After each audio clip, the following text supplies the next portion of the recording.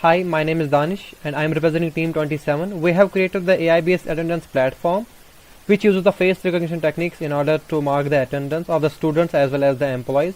Our platform gives two kinds of services. One is the scheduled attendance service, other one is the 24/7 attendance service. Scheduled attendance service is basically for the events like in the institutes we do have a class at a particular time on a particular day, like the SC class is on the Monday and the Thursday, and we want to take the attendance automatically of the students at 8:30 just for the 10 minutes. So that can be achieved using the scheduled attendance service. Other one is 24/7 attendance service that can be used by the companies and as well as the institutes for the staff attendance thing. So this keeps track of at what time the employee entered the company, at what time employee left the company, and how much total time the employee was inside the company, no matter if he or she has left the company n number of times and entered n number of times in a particular day. And also we provide the query service, which means that we give user a feature that they can query on the attendance which we have automatically taken. So the innovation part is that our platform or you can say as the application this one is totally contactless, and if you can see the today's situation related to the COVID-19, this one is better as compared to the RFID and the fingerprint sensors. And one more thing is that this platform completely removes the proxy attendance in the colleges. No other guy can sit in place of any other guy. And third thing is the effective time policy. The many of the companies, what the system is that we need to be inside the company, or we need to work for at least 6 or 9 hours. So that can be achieved using the effective time policy. If you can see it here, effective time, and cost effective compared to the traditional attendance system. This one is very less, because if you can see in our college we do have a manpower for that. So that's also totally. The coding principles, here we use the microservice architecture. And the one more thing is that all the functions which we are written, they are atomic. And the third thing is that we have avoided the premature optimization, and we have named the variables very meaningful so as to eliminate the unnecessary comments. And this was our planning, that how we will implement, and this is how it went with our project. And integration, and that since our architecture is the microservice architecture, so we decided that every team member will be doing this and that part, and we in the start decided, okay, so what will be the input and what will be the output from a particular module. So every team member, whatever the module she was developing, the unit testing was done at their end only, and after the integration we did the whole test again, and it was working completely. And learning was that we learned the RESTful APIs, how to send the HTTP requests, get, put, post, delete, etc. And also we used the Kafka for the real-time data processing. For example, in the sensor manager, the cameras are sending the frames at very high speed, and we are passing the information through this Kafka between the camera sensors and the machine learning algorithms. And we also learned how to work in a team. Now this is the architecture. So first component is the Bootstrap and Health Manager. Bootstrap is responsible to initialize all these services like the application manager, scheduler, deployment manager, server, LCM, query manager, sensor manager. And later the second part here is the Health Manager, which is going to keep track of which node is live. For example, if anytime the scheduler went down, it is responsible to keep track of that thing and tell the service lifecycle manager to run this thing again. The service lifecycle manager is basically responsible after the Bootstrap to run any service if it is down, and which it get details from the Health Manager. Application Manager is the interface between the UI user and our platform. Scheduler is the service which do the scheduling thing. Okay, now at this time I need to mark the attendance of the students, which he tells the deployment manager, which he tells to the deployment manager. And deployment manager is responsible to run these machine learning models, either for the train or the mark attendance on the AI nodes. So basically there are two kinds of nodes in our platform. One is the AI node and other one is the service node. AI node, these are the machines where the machine learning algorithms are already installed, or the libraries related to them are already installed. And query manager is, which I earlier said, responsibility for queries. And repository is the database. We do have a backup if, for example, one database went down and the second is up, so we will use that thing. Yeah, so so one more thing here is we had the server LCM. Server LCM is basically used for the load balancing. Okay, I will give, for example, if at a time we have the 10 training data, we want to train for the 10 institutes, then this is going to balance the load. Okay, the first two will go here, second two will go here, or whatever it is. The sensor manager is responsible to bind the real-time data with the algorithms which are running currently. So now we will directly go with the demo. So we are going to start the Bootstrap manager.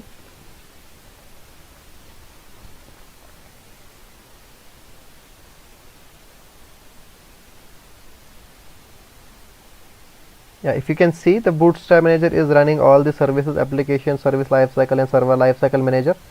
And now it will show us the status of all those services. You can see that this is the health status of all. They are running on this IP, this port, and the currently all are running. And this is the AI nodes. We do have only one here, so whose load is 0 by 3. 0 by 3 means that we will allow only 3 algorithms to run at a time on this machine. Now we will go with the demo thing. Now I will show you one thing first. If some node went down, so this node is going to do, so I will, for example, query manager.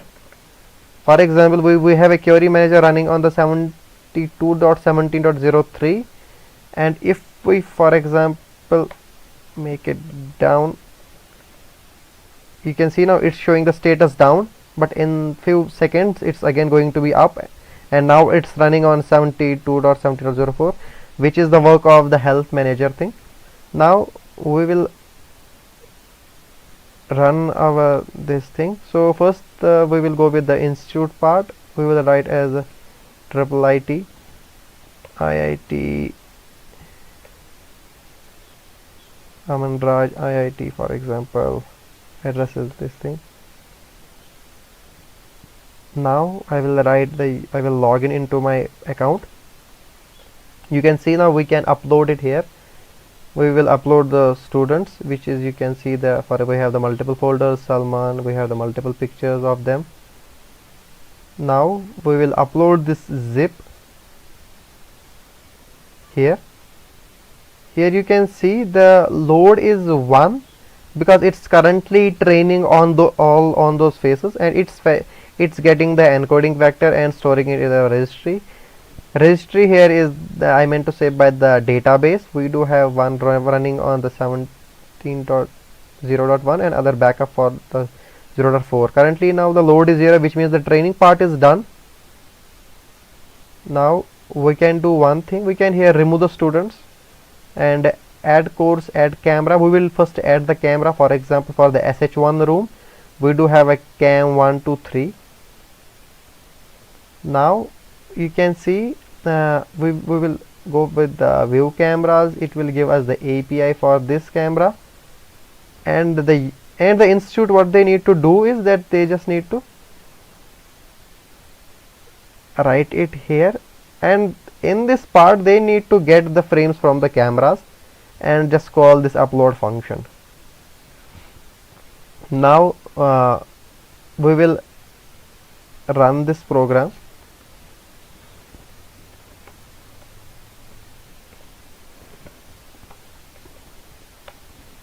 You can see now the frames are getting successfully uploaded. Now we will do it's going to for the infinite time it's going to run, but they can stop it at any time whenever the institute wants. But we are not currently taking the frames because there is no scheduled thing. We will add the course here. For example, we have SE S2 course, room number same SH1 where the camera is installed, and for example Salman, Amir and Johnson are there, which were in the photos part. If you have seen it, we have given only 3 students, Salman, Amir and John Cena. For example, and today is Monday, I will write it Monday only. We have class at 15 time is 3:07. I will write it 15:08 for 1 minute only. I did the add course. If I go the queries, I will see, okay, at the 15:08 we do have a class S2 day Monday. Now the time is 3:07. we need to wait for the 308. You can see currently the load is 0 because nothing is working. Now yeah, we need to wait for the 308 so that it will start taking attendance. Now it's 308. Yeah, there will be the 5-second delay, but it is going to be showing the load as the 1. There is a yeah, now you can see the load is 1, which means that it's taking the attendance, that it's using the machine learning algorithm over these frames. Currently, for example, it was at this 49th frame, and it is going to take the from the 49th frame, and it will do it for the one complete minute.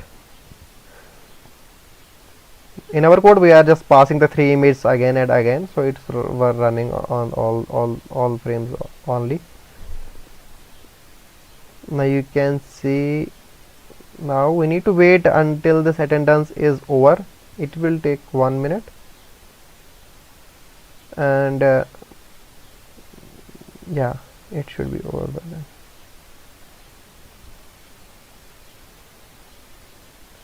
Yeah, I wanna add one more thing. Yeah, now the load is 0. I wanna add one more thing, that here I do have only one machine, and rest for the other. No, what I did, I created 3 Docker containers.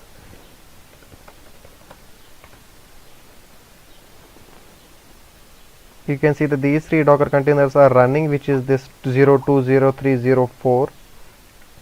Now we can go with the query. We will retrieve the query manager. It will all courses, all students. Starting date is 270420. 270420. We will write percentage criteria as 0. You can see for this course date, these 3 students were present. Now we will do one thing. We will log out, and we will go with the corporate one. Qualcomm, for example. Qualcomm.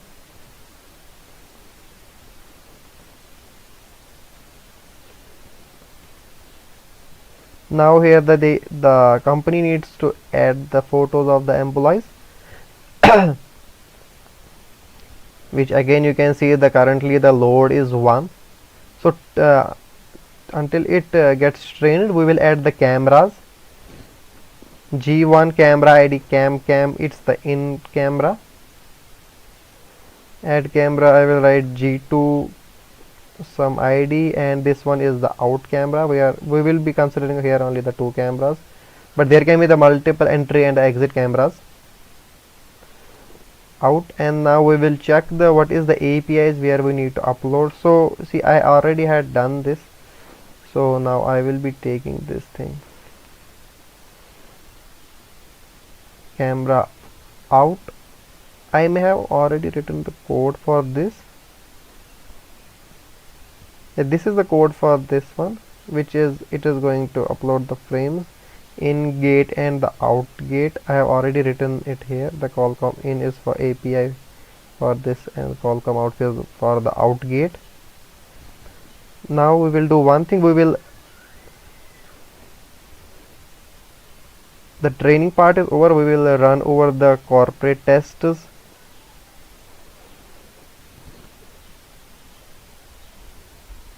Run in gate. Now from the in gate the frames are getting, but the corporate needs to do one more thing.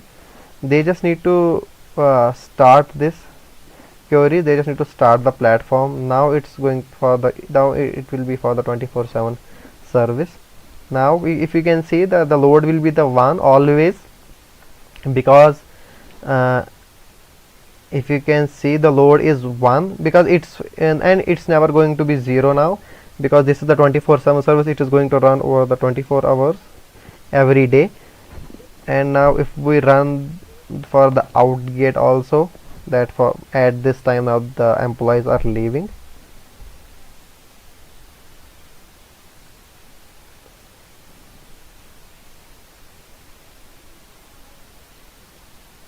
So this is for the out gate. Now we can query the retrieve the attendance for all the employees for the 2704 2020 2704 2020.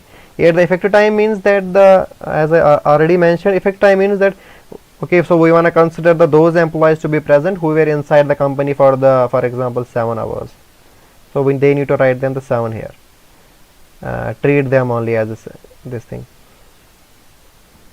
Okay, yeah, so I will write it here as far as I will write it 0 0. Now we will query this.